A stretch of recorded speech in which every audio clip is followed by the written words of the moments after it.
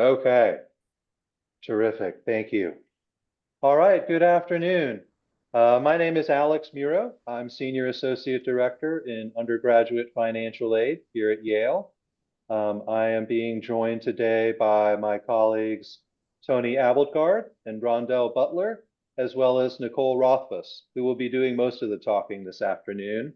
If you haven't already figured out, we are recording this session, so do be aware of that.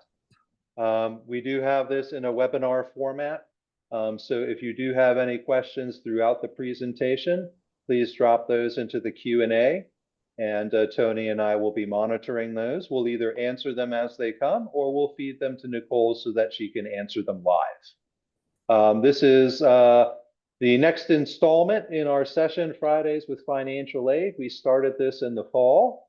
Our previous sessions have covered topics such as loans, outside scholarships, reapplying for aid, and living off campus. Initially, we had planned for this session to cover the International Study Award as well as Yale's summer session in New Haven and online.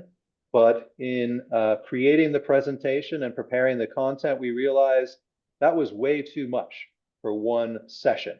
So we are going to have another session about Yale summer session in New Haven and online shortly.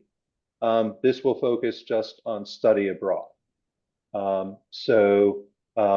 Without further ado, I'm going to turn things over to my colleague Nicole to take you through the content, and then you'll hear from me again at the end.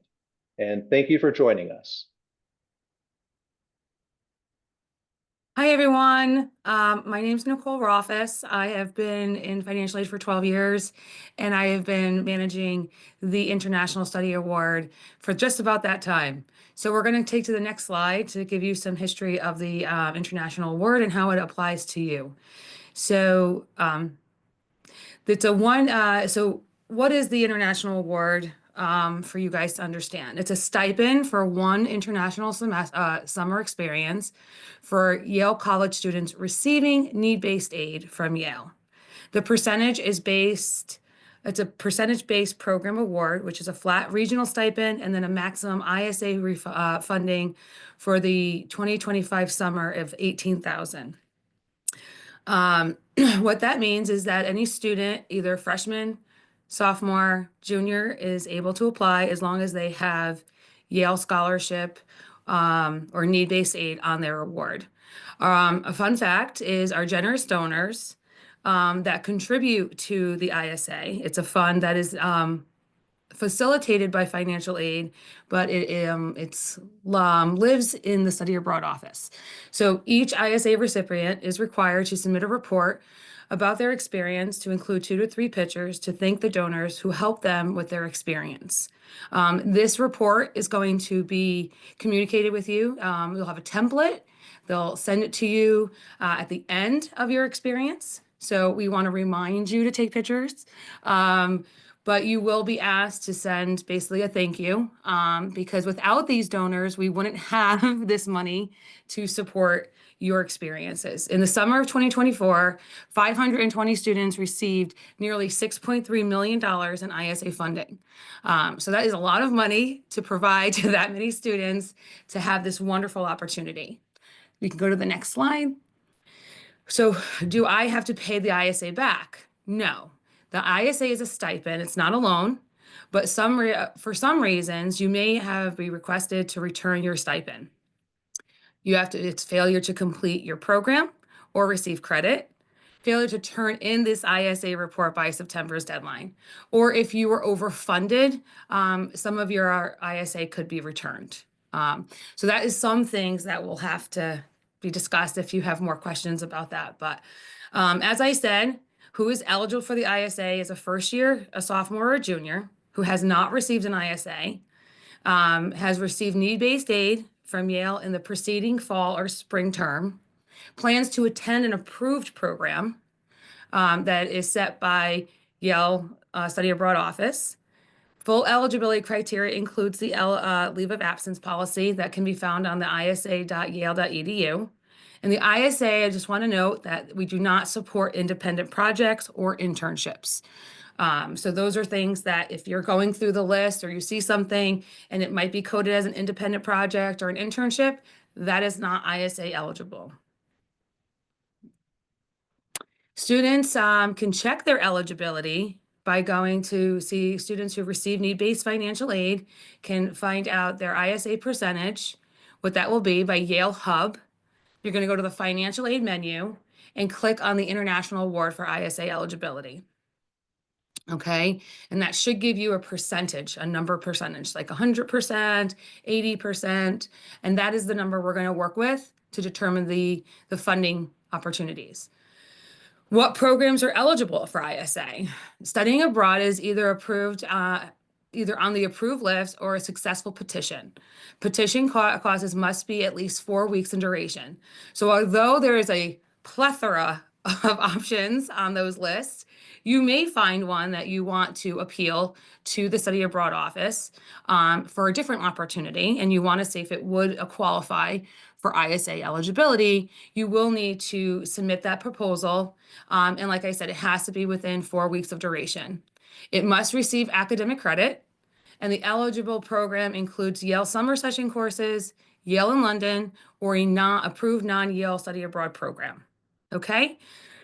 Next slide, please. Okay, what are the students' responsibilities? So to get all of this, you have to be mindful of your deadlines. You have to complete the necessary applications by the appropriate deadline, meeting the deadlines of early action, which is 11:59 p.m. on April 1st, or the regular decision by May 1st. These are strict deadlines for study abroad, so there's no wiggle room. If you miss a portion of your application, you may forfeit the funding for this program, for your summer program. So we do want to make sure that you keep mindful of those application deadlines. Students that will also need to set up a Zelle account. You must tie that to your Yale email address. So if you already have a PayPal or a Venmo and you don't have Yale Zelle, you do need to create a Zelle account. And we do encourage you to check with your bank to make sure it's a participant of Zelle and you can receive payments through Zelle. And when you set that up, you're going to use your bank account and your Yale email address. Those Zelle payments will be sent to you through Study Abroad, and that is going to be mainly for your travel stipend. And we'll go over that further in the next couple slides. So how is funding received? The ISA has been broken up into 2 parts. So you're going to receive 2 different payments. So it's important to understand what those payments are. One is a regional stipend for those travel expenses. And those are going to be paid through that Zelle account. So it's going to be in your best interest to set that Zelle account as soon as possible. And if you did submit everything, you submitted your application for credit, the funding application for ISA, and you hit that early deadline of April 1st, your payment will come closer to that time at the end of April. So it is good to try to get that paperwork in early. If you are at the regular deadline, you'll receive your Zelle payment closer to the end of May. Okay. Funding for those other program expenses are going to be paid through your Yale Pay account, and you'll see it notated on your Yale account statement as an ISA award. And the goal is to get everybody paid by the end of May. Okay, there may be a couple stragglers that will get the first week of June, but the ideal is to get everybody paid through Yale Pay and through Zelle by the end of May. So what about taxes? We have to put this in because for the most part, you're going to see some tax associated with this. As I did say, it is a stipend. Under the federal state law, a scholarship or fellowship provided to a student in a degree granting program is generally taxable. May be able to exclude some tuition, required fees, books, equipment, and supplies from the taxable income. While the Office of Fellowships and the ISA team cannot offer tax advice, we please refer to the IRS Publication 970 or the IRS Tax Office at 150 Court Street. Okay, so you're going to receive this information, these funds in the summer of 2025. So this tax information is going to affect your taxes when you file for the year 2025. So probably next January, you'll have to deal with this. So although ISA and the financial aid office does not require any receipts, it's in your best interest for tax purposes to possibly keep track of what those expenses are and what you already paid for, so the tax preparer can review that for your benefit. We want you to read the website for the ISA. So if you haven't been familiar with it, this is what it looks like. It's isa.yale.edu. Some of the information that we just shared is also on this website. So please take time and review the deadlines, the eligibility, and funding. Okay, so that is one opportunity that I want to make sure that everybody has a moment to look at. Next slide. What is the program cost? So the 2025 YSS and the Yale and London and the non-Yale summer session budgets will be posted in February. I just found out before doing this presentation, they are now live. So when we wrote this slide, they were not yet posted. And I was told yesterday that they should be up under the isa.edu funding program budgets. So if you don't see them, please let me know, so I can maybe troubleshoot any of those. But those are going to be the budgets that are approved. Those are the items that we are going to cover. Those typical items are tuition, housing, airfare, food, visa, books, local transportation, and immunizations. So those are the top expenses. Okay. Now students may incur other expenses, but those are not going to be part of your ISA budget. Okay. So the ISA funding example. So I just want to run through a quick example for everybody, just so when you're looking at different programs, how it might apply. So in 2024, 2025, an award year for a student named Emma is considering several ISA programs. She has an ISA, a need-based eligibility of 80%, and her programs are in Western Europe. The 3 programs she is considered are all in 8 weeks. So the first program, the total cost is $11,200. Her flat stipend will be $1,760, and the program remains to be $9,440. The flat stipend will be for $1,760. Her ISA will be for $7,552, leaving the student with a shortfall of $1,888. In the second example, the same thing. The program is a little bit more expensive. It's $15,500. Same stipend for travel is $1,760, and the remaining program expenses are $13,740. She's at 80%, so she'll get that same flat stipend of $1,760. With the 80% for this program, she'll get $10,992. And then her total funding will be $12,752, leaving a shortfall of $2,748. And then the last example, as we mentioned earlier in these slides, the ISA cap for this year is $18,000. This program is $19,500. The student would receive the $1,760, and then the remaining program expenses are $17,740. And at 80%, she would receive $14,192, plus that regional stipend of $1,760, leaving her with $15,952 with a shortfall of $3,548. So in all these examples, you will see that because the student is not on 100% aid, she did not receive the max the max to her program, and there has been a shortfall. So we want students to do this math so that they can decide how they're going to cover that extra expenses for their program. And this is just for those budget items that we discussed in the previous slide. So we did not include any souvenir shopping, any other spending money.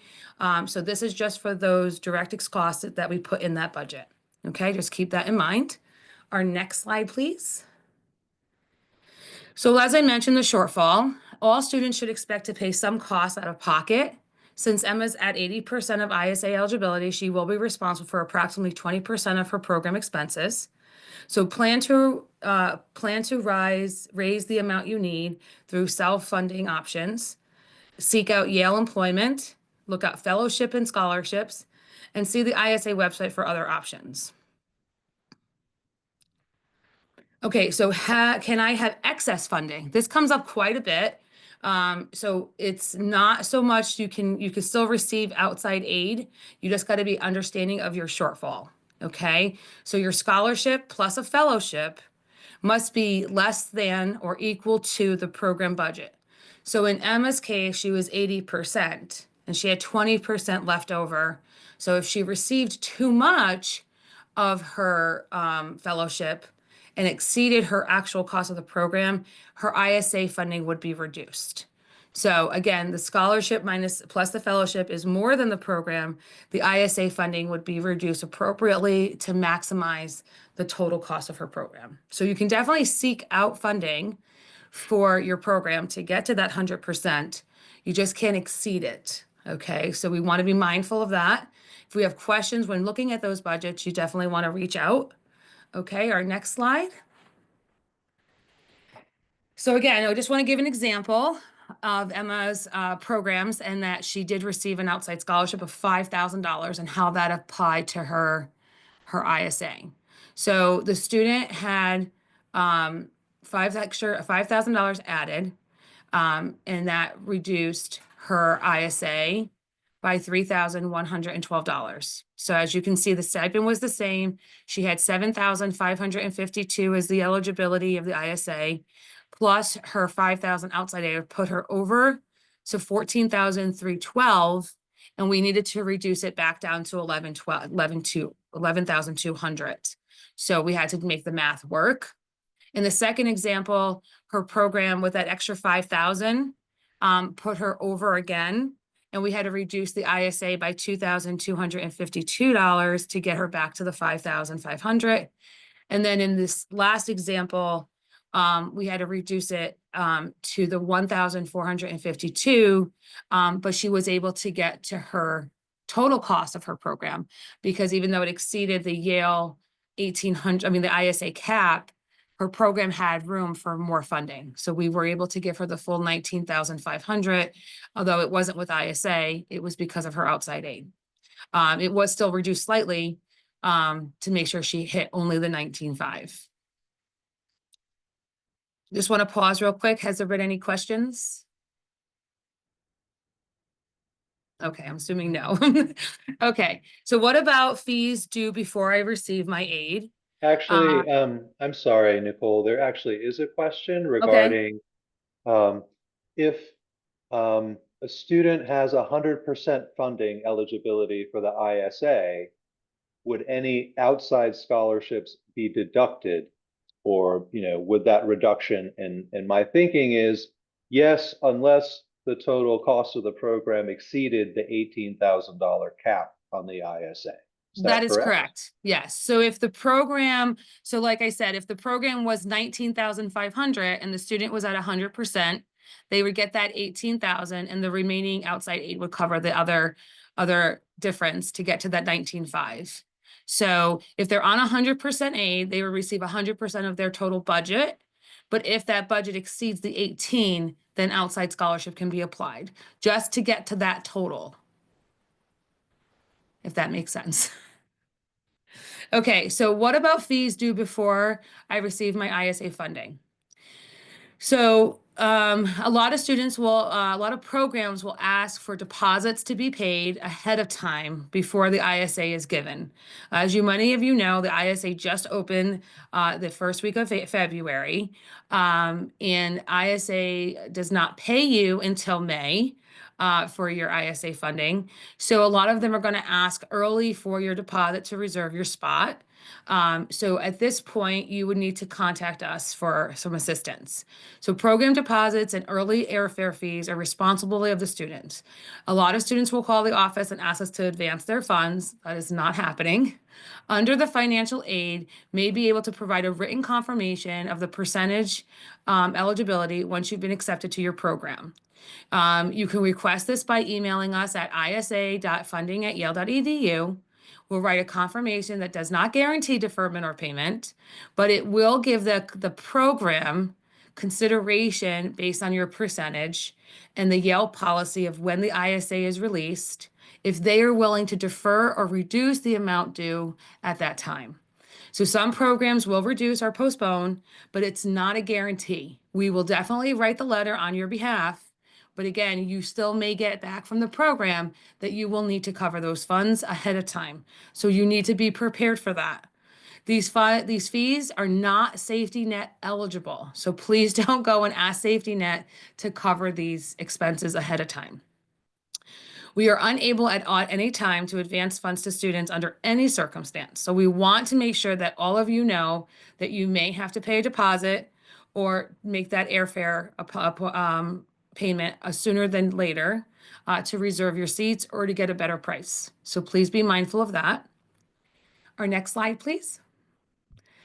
So you can contact me for a one-on-one appointment to discuss your options. You can make an appointment with me. You can email me at isafunding@yale.edu, or you can stop by 246 Church at the first floor and ask to speak to me regarding ISA. And I'll be more than happy to go over your specific program and your percentage and how it works for you. And now at this time, I'd like to take questions if anybody has anything that they'd like to talk to me about.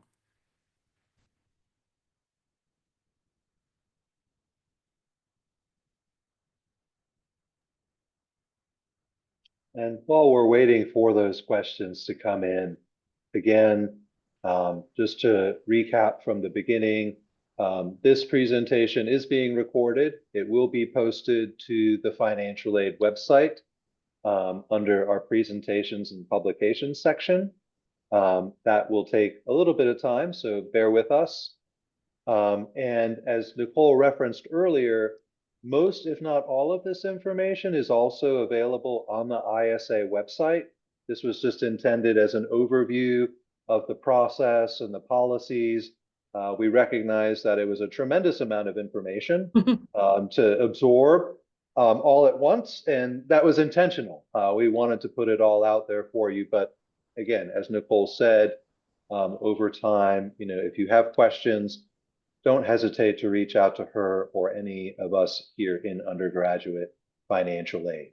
And there are a couple questions in the Q&A, Nicole, so let me share with you what those are. So one question is, what about personal or tourist expenses? Is there an amount allotted for that? Not through the ISA. So you should plan for that on your own, but an outside scholarship cannot be applied to that expense. But within the ISA budget itself, is there an amount dedicated specifically for that purpose, or is that No, simply outside? Okay. that is outside the budget. That is outside the budget. We're looking at really direct expenses that are necessary for you to attend the program. Okay. Thank you for that, Nicole. A Mhm. second question is, can a student request a small loan to cover travel fees before they receive their ISA, either the travel stipend or the amount for program expenses, like for like advanced things like airfare or passport? So student loans are definitely an option. Students can take a spring loan at any time throughout their spring term in preparation for applying for summer. So if students want to and they have eligibility, you would want to contact your financial counselor to talk about if you have eligibility in your spring term, because you are going to be taking out a loan for the spring to have that money advanced to you to cover any summer expenses.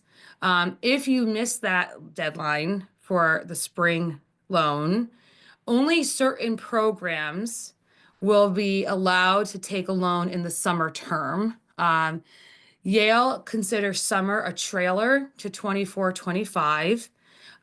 So it has to be within that time frame. But programs like the Yale summer session, that is where Yale is actually billed your cost for your summer program to your account. So we could have a cost of attendance for a loan to be processed for a summer session if you forget to take out the loan prior to spring break.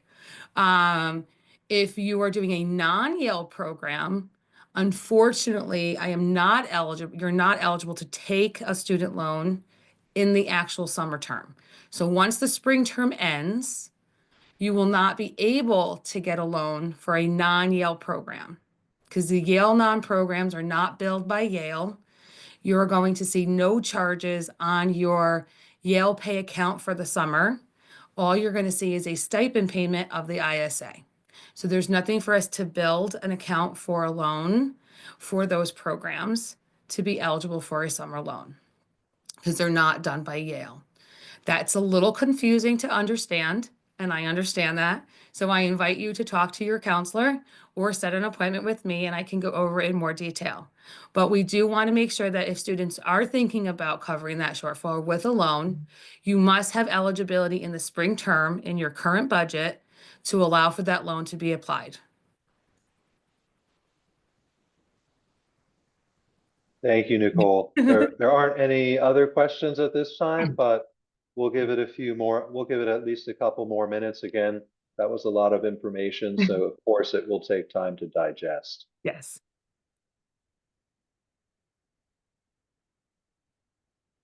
And while we're waiting for any additional questions to come in, do know that you will be receiving a follow-up email with a link to a survey. We very much welcome your feedback. These sessions are for your benefit to share the information that we have to guide you through, the various options available to you as financial aid recipients in Yale College. So we want to make sure that they're as helpful to you as they possibly can be. So again, we do welcome your feedback. So stay tuned for that email. The survey will be open for 1 week from today. So it will close next Friday at noon.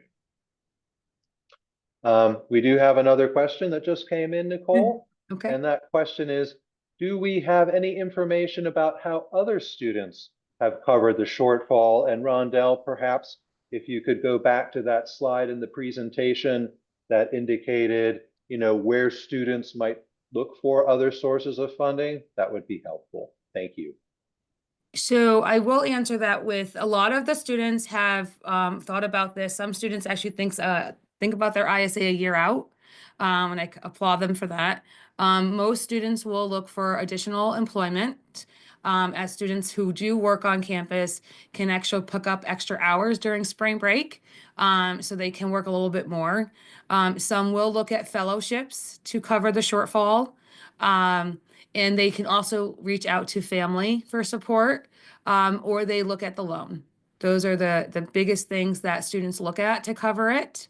Again, we have to caution on how much people receive. So it is important to understand that shortfall because I don't want to have to take money back. That is the worst thing I have to do, is to reduce your aid. So, we want to make sure that we understand that shortfall and be mindful of that. But it's usually with employment. Fellowships. There's a list of fellowships on the ISA website. So if you were to go over there under funding, you would see the different amounts of the database that would allow you to apply to them. And those are different deadlines. So I don't know, they're probably still open, but you do need to understand that fellowships are a little bit more competitive, where the ISA is not. The fellowships can be a little bit more picky when they give out that money. So whenever you apply to those, make sure that whatever their application is, that you put in a lot of effort to see if you can get that funding, because those are definitely more competitive. And students that don't receive the ISA are also going after those fellowships as well. So just be mindful of that as well. If you have an outside scholarship that you have during the school year, you may want to tap on their shoulders to see if they would be inclined to support your efforts to do this study abroad program, because you already have an established relationship with them for the fall and the spring term. So you may want to send them a quick email and let them know what you still want to do. And they've supported you for the fall and the spring, and they might be intrigued to support you for this experience as well.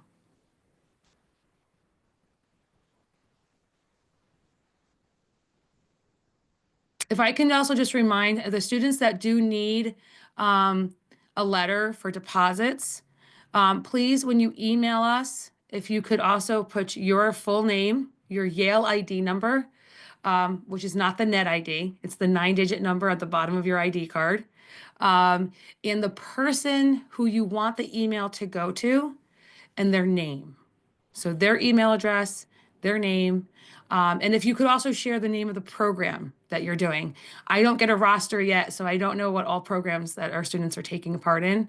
So if you could also share the name of the program, that would be helpful when I write your letter.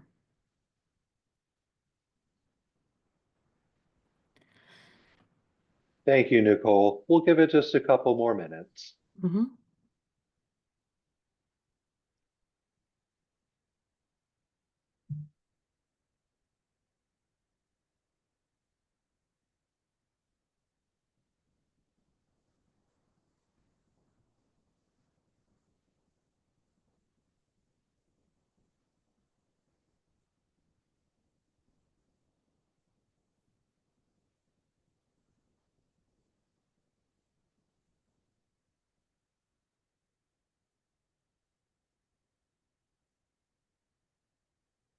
Okay, putting out one last call for questions. And again, this is not your last opportunity to ask these questions, just for this session.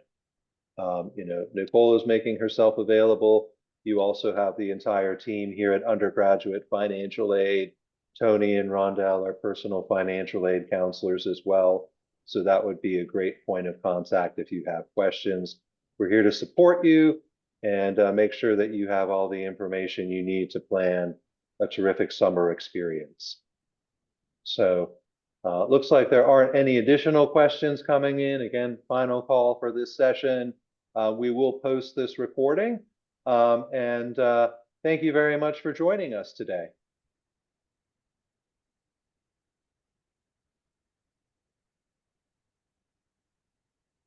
All right, Rondell, if you would kindly stop the recording now, please. Sure.